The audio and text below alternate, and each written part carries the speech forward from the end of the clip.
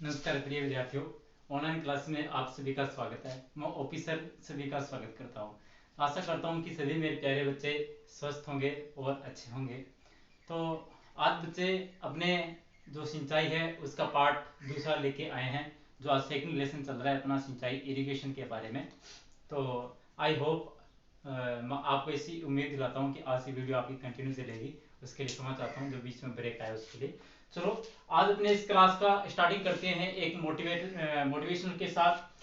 तो आज का मोटिवेशनल है, हौसलों के तर्कस में कोशिश का वो तीर जिंदा रखना, हार जाओ चाहे जिंदगी में सब कुछ, मगर फिर से जीतने की एक उम्मीद जिंदा रखना।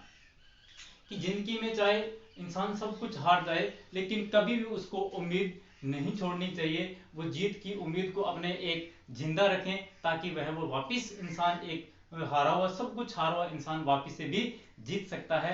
तो सभी मेरे प्यारे बच्चों, आज फिर अपने एक मोटिवेशनल के साथ वीडियो क्लास को स्टार्ट करते हैं कि बाधाएं हैं कौरव दल सी, इन सब पर तुम कूच करो, अर्जुन सा योद्धा बनकर गांडीव लेकर टूट पड़ो। तो आज सभी बच्चे आज अपने फिर क्लास से स्टार्ट करते हैं सिंचाई का पार्ट दूसरा। आपने इसके अंदर सिंचाई के पहले पार्ट के अंदर आपने पढ़ लिया था इसके बारे में कि सिंचाई क्या होती है, सिंचाई के उद्देश्य क्या होते हैं, सिंचाई कब करते हैं और कितनी मात्रा में करनी चाहिए, ये इन सब के बारे में भी अपने विवरण पढ़ चुके हैं। सिंचाई कैसे करें, मतलब सिंचाई की विधियों के बारे में आज अपने वर्णन करेंगे। तो सबसे पहले मैंने आपको सभी को बताया था मेथड ऑफ इरिगेशन के बारे में बात करेंगे, सिंचाई की विधियां।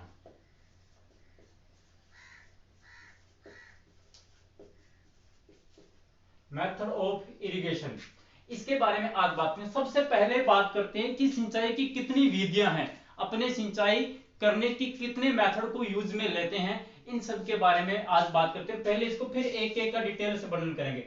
सबसे पहले देखो एक विधि आती है, उस विधि का नाम है पृष्ठ विधि, या इस विधि को दूसरा नाम इसको कहते हैं सतही विधि भी कहते हैं। इंग्लिश में इस विधि को कहा जाता है सरफेस मेथड। क्या कहते हैं? Surface method. नंबर 2 विधि इसकी है, सिंचाई की नंबर 2 विधि है, उसका नाम है अपृष्ठ विधि, या इस विधि का नाम है अधोसतह विधि, या इसको कहा जाता है सब सरफेस मेथड। ठीक मेरे बच्चे।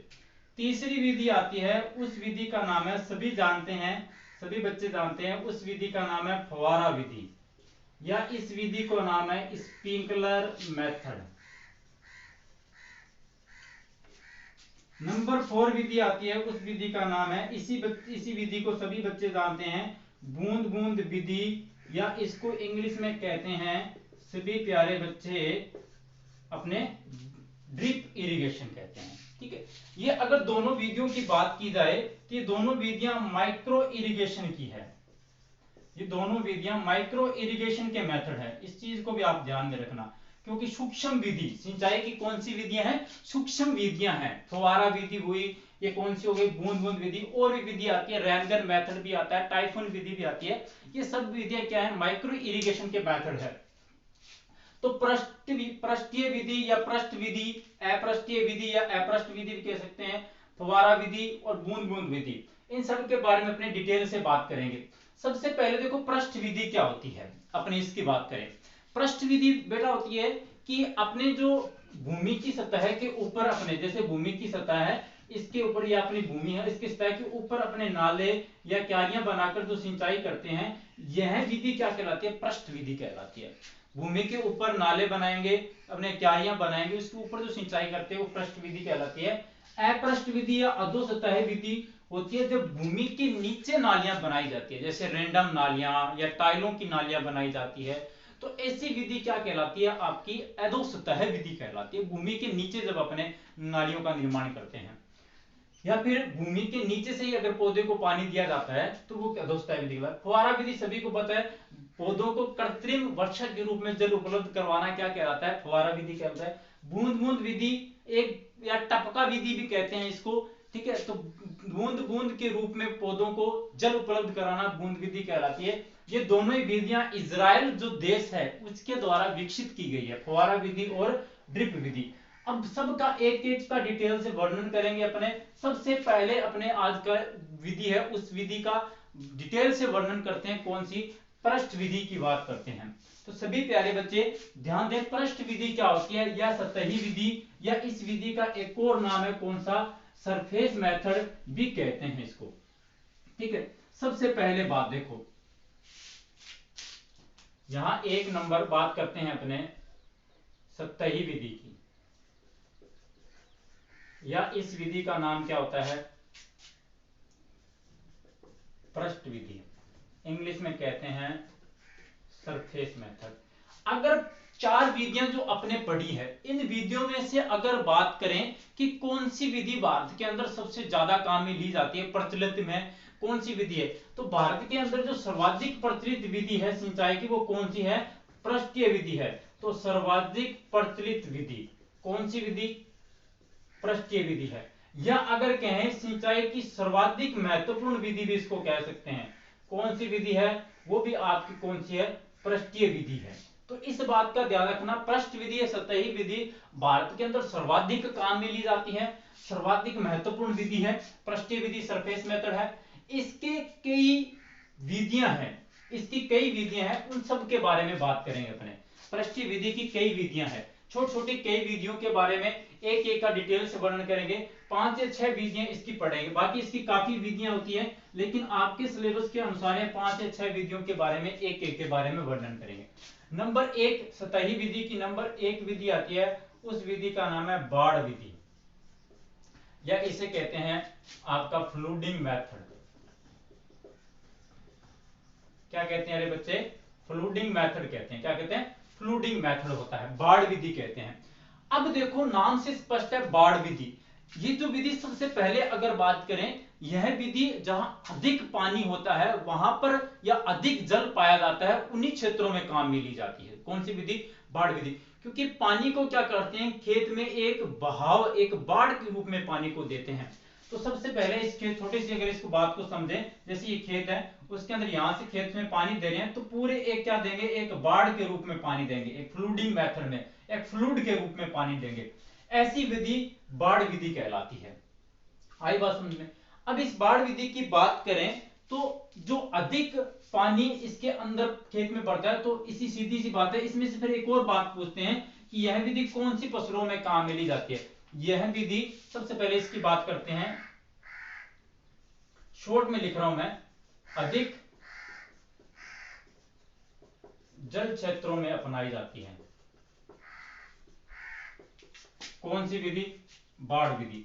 अब बात करें इस विधि की, अगर मैं बात करूं, अगर ये कौन से फसलों के लिए उपयुक्त है, तो छोटे में लिख रहा हूं धान व जूट, क्योंकि सबसे ज्यादा पानी किसको चाहिए? धान व जूट की फसलों के लिए यह बाढ़ विधि उपयुक्त होती है।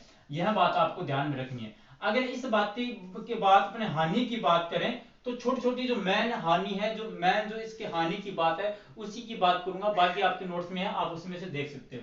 हानि की अगर बात करें, तो इसकी सबसे बड़ी जो हानि होती है, इसमें जल की हानि क्या होती है? सर्वाधिक होती है। जल की हानि सर्वाधिक होती है किस विधि के अंदर? बाढ़ विधि के अंदर। क्योंकि जब पानी को अपने एक बाढ़ के रूप में देते हैं, तो बहुत ज्यादा पानी क्या होता है? वेस्टेज हो जाता है, पौधों को काम में नहीं आता। अगर वाष्प सर्जन की बात करें, या पानी परकोलेशन जो अगर होता है उसके द्वारा नीचे चला जाता है, पौधे को प्राप्त नहीं हो पाता। अगर लाभ की बात करें, इसमें अधिक पानी चाहने वाली फसलों के लिए यह विधि क्या है? उपयुक्त है। अधिक चाहने वाली फसलों के लिए यह विधि क्या होती है? उपयुक्त होती है। फसलों के लिए उपयुक्त कौन सी विधि? बाढ़ विधि उपयुक्त होती है। ठीक है, तो ये थी इसकी बाढ़ विधि की बात थी, फ्लूडिंग मेथड की बात थी। अब नंबर 2 विधि आती है, उस विधि की बात करते हैं। जो विधि आती है, उस विधि का नाम है क्यारी विधि, या उसको चोकोबार विधि भी कहते हैं। इंग्लिश में कहते हैं चैक बेसिन मेथड। क्या कहते हैं? Check basin method. 2 नंबर विधि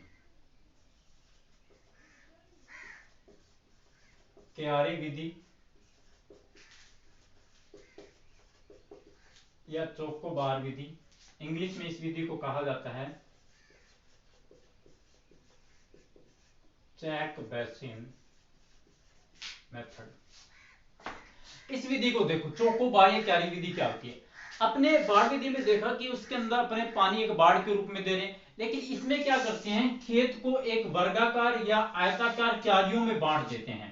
क्या करते हैं, खेत को वर्गाकार या आयताकार क्यारियों में बांटकर सिंचाई करते हैं। पहले इसके अंदर एक चीज और ध्यान रखनी है कि खेत को सबसे पहले समतल करके उसको बाद में उस क्यारियों को वर्गाकार या आयताकार क्यारियों के रूप में बांट देते हैं। जो सिंचाई की जाती है वो विधि क्या कहलाती है, क्यारी विधि कहलाती है। आई बात समझ में, क्यारी विधि। इस विधि के अंदर अपने लिख सकते हैं, अगर बात करें इस विधि के पढ़ने की, अगर बात करें इस विधि के अंदर अगर पढ़े तो यह विधि क्या करती है, अगर शॉर्ट में लिखता हूं इसको, खेत को समतल करके वर्गाकार व आयताकार क्यारियों का निर्माण करते हैं या बनाते हैं, एक ही बात है, ठीक है, निर्माण करते हैं। इस विधि की जो चौड़ाई होती है, चौड़ाई को रखा जाता है अपने 4 से 6 मीटर तक रखा जाता है। कितना, 4 से 6 मीटर रखा जाता है। वैसे इसकी चौड़ाई जो होती है वो मृदा की प्रकृति पर निर्भर करती है। जो उसका आकार होता है, सोइल टेक्सचर आता है, सोइल जो साइज आता है, उसके आधार पर निर्भर करती है। जैसे रेतीली भूमियों में चौड़ाई कम रखी जाती है, दोमट मृदों में रखी जाती है। लंबाई की बात करें इसकी, तो लंबाई इसकी 30 मीटर तक भी रखी जा सकती है। बाकी जो होता है अपने अनुसार, किसान के अनुसार भी रखी जा सकती है। यह विधि आती है। यह विधि किसके लिए उपयुक्त है, यह विधि गेहूं व जौ की फसलों के लिए उपयुक्त है। कौन सी विधि, क्यारी विधि। इस क्यारी विधि की अगर एक और बात करें तो यह जो जितनी भी पृष्ठीय विधि है, सतही विधियां हैं, उन विधियों में सबसे महत्वपूर्ण या सबसे ज्यादा प्रचलित विधि कौन सी है, तो वह क्यारी विधि है। सर्वाधिक प्रचलित विधि। पृष्ठीय विधियों में अगर बात करें तो सर्वाधिक प्रचलित विधि, अगर 4 जो विधियां सबसे पहले मैंने पढ़ी थी, उनमें अगर सबसे ज्यादा प्रचलित विधि पूछे तो कौन सी है, सतही विधि होती है। ये क्यारी विधि की बात आ गई। इस क्यारी विधि की अगर हानि की बात करें, इस हानि को अगर पढ़ें तो श्रम अधिक लगता है। ठीक है, एक तो बात ये हो गई। दूसरा इसकी, मैं यहां से यहां लिख रहा हूं इसको, एक बार आप थोड़ा सा देखें, नीचे थोड़ा स्पेस कम है, इसको यहां लिख रहा हूं। श्रम अधिक लगता है। 2 नंबर इसकी हानि कि खेत का जो कुछ भाग होता है, शॉर्ट में लिख रहा हूं, कुछ भाग मेड़ व नाले बनाने में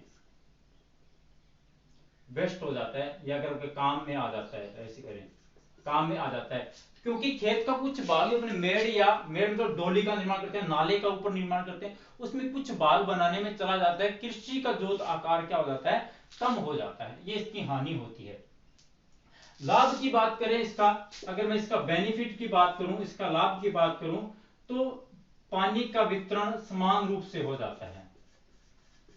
पानी का वितरण समान रूप से हो जाता है। कौन सी विधि में, क्यारी विधि में, क्योंकि क्यारी विधि में खेत को समतल कर कर पानी दिया जाता है। ये बात थी क्यारी विधि की। नंबर 3 विधि पढ़ते हैं। नंबर 3 जो विधि है, उस विधि का नाम है, वो एक विधि है, उसका नाम है बॉर्डर स्ट्रिप मेथड, समांतर पट्टियों में फसल बोना।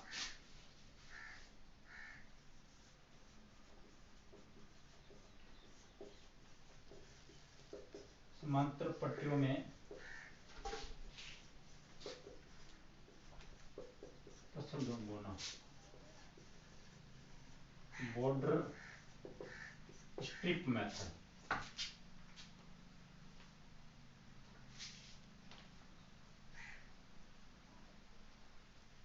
इस विधि का नाम है समांतर पट्टियों में फसल बोना या बॉर्डर स्ट्रिप मेथड जो होता है। यह विधि होती है, होती क्या है, इस विधि के बारे में बात करते हैं। खेत को क्या करते हैं, समांतर का मतलब होता है एक दूसरे के समान। जैसे ये खेत के समांतर क्यारियों में इसको बांट देते हैं, जिसको खेत को समांतर पट्टियों में बांट देते हैं। क्या करते हैं, पट्टियों में बांट देते हैं इस तरह से। इसमें क्या होता है कि भूमि का ढाल 0.1 से 1% रखा जाता है। कितना, 0.1 से 0.1% भूमि के जो क्यारियां पट्टियां बनाते हैं, उसके अगले छोर के अंदर क्या रखा जाता है, ढाल रखी जाती है। किसके अंदर, क्यारियों में। तो इसमें अपने क्या करते हैं कि जैसे पानी, यहां से पानी छोड़ा, यहां से पानी है, यहां से फ्लूडिंग बह रहा है भाई, ठीक है, यहां तक पानी आ गया, क्यारी की यहां तक जो पट्टी है इसकी यहां तक पानी आ गया। अगर अपने इस पानी को यहां से बंद कर देते हैं तो भी ये पानी क्या होता है, पूरी क्यारी में अपने आप फैल जाता है। तो कह सकते हैं कि क्यारी का 1/5वां भाग या पट्टी का 1/5वां भाग पानी को बंद करने के बावजूद भी क्या हो जाता है, लग जाता है, मतलब पानी उसमें पहुंच जाता है अंतिम छोर तक पट्टी के। तो यह विधि क्या कहलाती है, बॉर्डर स्ट्रिप मेथड कहलाती है। इन पट्टियों में अलग अलग फसलें बोई जाती है, जैसे इसमें चना बो दिया, इसमें सरसों बो दी, इसमें गेहूं बो दिया। यह विधि क्या कहलाती है, बॉर्डर स्ट्रिप मेथड कहलाती है। सर्वाधिक किसके लिए उपयुक्त होती है, यह विधि सर्वाधिक चारागाहों के लिए उपयुक्त है। किसके लिए, चारागाहों के लिए उपयुक्त है, चारागाहों के लिए उपयुक्त। कौन सी विधि, बॉर्डर स्ट्रिप मेथड होता है, चारागाहों के लिए उपयुक्त होता है, ठीक है। इस विधि की बात हो गई। अब बात आती है नंबर 4 विधि, जिसका नाम है आपका कुंड विधि। कौन सी विधि, कुंड विधि। इसमें इतनी कोई ज्यादा बातें नहीं है। कुंड विधि या इस विधि का नाम है deep furrow method, deep furrow method, U है U, deep furrow method, FURROW, furrow method, deep furrow method. Deep furrow method देखो क्या होता है बच्चे, सबसे पहले इसकी बात करूं, यह विधि सब्जियों के लिए उपयुक्त है, सब्जियां बोने के लिए उपयुक्त है। अगर बात करें, जैसे ये खेत है, ये खेत आपका खेत है भाई, ठीक है, इसमें क्या करते हैं, इस तरह से मेड़ का निर्माण करते हैं, डोली बना देते हैं, इस तरह से डोलियां डोलियां बना देते हैं इस तरह से। ये क्या कहलाती है, आपकी कुंड विधि कहलाती है। जहां जैसे इसमें यहां से पानी देते हैं तो यहां से ये पानी यहां से क्या होता है, चलता रहता है। इसके ऊपर क्या लगाते हैं, अपने सब्जियां लगाते हैं, इस तरह से मूली है, गाजर है, जो भी है वो सब्जियां इसके ऊपर लगाते हैं। यह डीप फैरो मेथड कहलाते हैं। इसके भी कई आगे पार्ट होते हैं, 5 या 6 भाग इसके पाए जाते हैं, जो आपके अकॉर्डिंग सिलेबस में नहीं होता।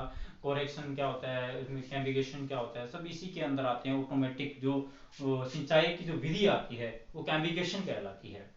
तो ठीक है, तो यह विधि कुंड विधि कहलाती है। तो यह विधि किसके लिए उपयुक्त है, सब्जियों खेती के, सब्जियों की खेती के लिए यह विधि क्या होती है, उपयुक्त होती है। ये कुंड विधि का ध्यान रखना।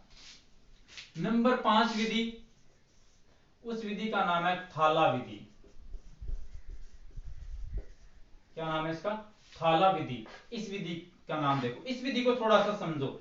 यह बागवानी में सिंचाई की, बागवानी में या फल वृक्षों में सिंचाई की पुरानी विधि है। क्या है, पुरानी विधि। इसको सबको समझूंगा, इस विधि को सब एक समझेंगे। इसमें होता क्या है, समझो इस विधि को। जैसे ये मान लो यहाँ बागवानी लगी हुई है, ये इस तरह से, यहाँ पौधा लगाओ, यहाँ पौधा, यहाँ पौधा, यहाँ पौधा एक और लगा देते हैं, ठीक है, लगी, यहाँ भी पौधा लगा दिया, ठीक है। इस पौधे में करता क्या है, देखो जैसे ये पौधा लगा दिया, इसके बाहर क्या करते हैं, गड्ढा खोद देते हैं। या तो गोल अपने खोद सकते हैं, या फिर आयताकार आता है जिसको अपने चौकोर कहते हैं, वो भी इसके अंदर बना सकते हैं। लेकिन इसमें होता क्या है कि जैसे पौधा है, इसके पास में मिट्टी नहीं रखी जाती, मतलब तने के पास से भी मिट्टी क्या कर देते हैं, हटा देते हैं साइडों से। तो इसमें एक समस्या पाई जाती है, जैसे ये पौधा है, इसके तनों के पास में मिट्टी नहीं है, तो इस तने के पास में पानी लगने से इसके अंदर तना गलन की समस्या पाई जाती है।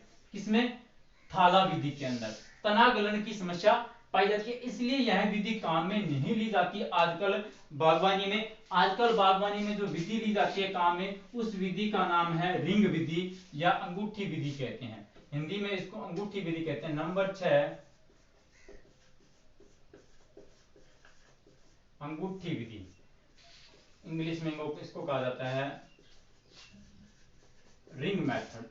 रिंग मेथड क्या है, यहां इसके अंदर लिख सकते हैं, बागवानी का सिंचाई, बागवानी में सिंचाई की क्या है, नवीनतम विधि है। क्या है, नवीनतम मेथड है, बागवानी में सिंचाई की नवीनतम विधि है। या ऐसे कह सकते हैं थाला विधि का सुधरा हुआ रूप भी कौन सा है, अंगूठी विधि है। इसमें देखो क्या किया गया, यहां से जो ये खेत जो पौधे लगाए थे अपने इसके अंदर, रिंग विधि में तो क्या कर रहे थे, अपने पानी इसको मिट्टी पास में हटा रहे थे। इसमें क्या करते हैं, जैसे ये पौधा लगा हुआ है, पौधे के पास में मिट्टी छोड़ देते हैं और बाहर एक गड्ढा रिंग के रूप में खोद देते हैं। इससे क्या होता है कि तने के पास में पानी टच नहीं करता, स्पर्श नहीं करता, तो इसके अंदर जो थाला विधि में तना गलन की समस्या थी वो इसमें तना गलन की समस्या नहीं पाई जाती। कौन सी विधि में? आपकी सिंचाई की अंगूठी विधि या रिंग विधि के अंदर यह समस्या नहीं पाई जाती। तो बागवानी की सिंचाई की दो विधियों पढ़ी अपने, एक थाला विधि के बारे में बताया, एक अपने रिंग विधि के बारे में बताया। दोनों में डिफरेंस समझ में आ गया होगा। उसके तने के पास में मिट्टी हटा देते हैं, इसमें नहीं हटाते, जिससे पानी तने को स्पर्श नहीं करता, और नहीं करता तो तना गलन की समस्या नहीं पाई जाती। समझ में सब बच्चे समझ चुके होंगे। नहीं समझ में आए तो एक बार वीडियो को दोबारा देख लेना और आप इसके अंदर देख सकते हो, समझ में आ जाएगा अच्छे से। ठीक है, अब देखो ये थी सतही विधि पूरी हो गई आपकी। विधियां तो और ये, इसकी अगर बात करें, इसका सर्च विधि भी इसके अंदर आती है, टाइफून विधि भी इसी में आती है, कैम्बिएशन मेथड इसी में आता है, बहुत अच्छी विधि आती है इसके अंदर, लेकिन वो आपके लिए आवश्यक नहीं है। नंबर 2 विधि अपृष्ठीय विधि या अपृष्ठ विधि या असतही विधि, या इसको कहते हैं सब सरफेस मेथड। भूमि के अंदर अगर नाले या फिर अपने बनाकर सिंचाई करते हैं, जैसे रैंडम नालियां, टाइल की नालियां, वो क्या कहलाती है? आपकी पृष्ठीय विधि, अपृष्ठीय विधि, और क्या कहलाती है? सतही विधि कहलाती है, असतही विधि कहलाती है। इसमें एक ही विधि है, उस विधि का नाम है मटका विधि। होती क्या है? एक मटका लेते हैं, इस तरह से, ये मटका ले लिया भाई, ठीक है, मटके के नीचे एक छेद निकालते हैं और इसको क्या करते हैं? मिट्टी के अंदर इसको गाड़ देते हैं। किसको? मटके को। किसको गाड़ते हैं? मटके को गाड़ते हैं मिट्टी में। किसको? मटके में। यहां से पानी रिसक कर पौधों को प्राप्त होता रहता है धीरे धीरे। यह विधि क्या कहलाती है? आपकी मटका विधि कहलाती है। यह विधि रेतीली भूमियों के लिए उपयुक्त है। किसके लिए?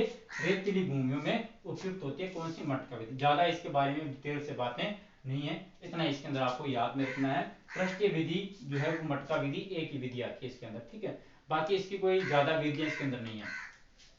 अब बात आती है कौन सी? फव्वारा विधि की। और कौन सी? नंबर 3 फव्वारा विधि, स्प्रिंकलर मेथड। इन दो विधियां बच गई अपने, फव्वारा विधि और बूंद बूंद विधि। इस विधि के बारे में अपने कल डिटेल से बात करेंगे। आप इतने इसको वीडियो को देखें, एक बार समझ में नहीं आया दोबारा देखें और नोट्स को पढ़ें, अच्छे से याद होगा, कोई दिक्कत नहीं है। फिर मिलते हैं कल एक नई वीडियो के साथ। तब तक आप स्वस्थ रहिए, हंसते रहिए, मुस्कुराते रहिए, ठीक है। चलो ठीक है प्यारे दोस्तों।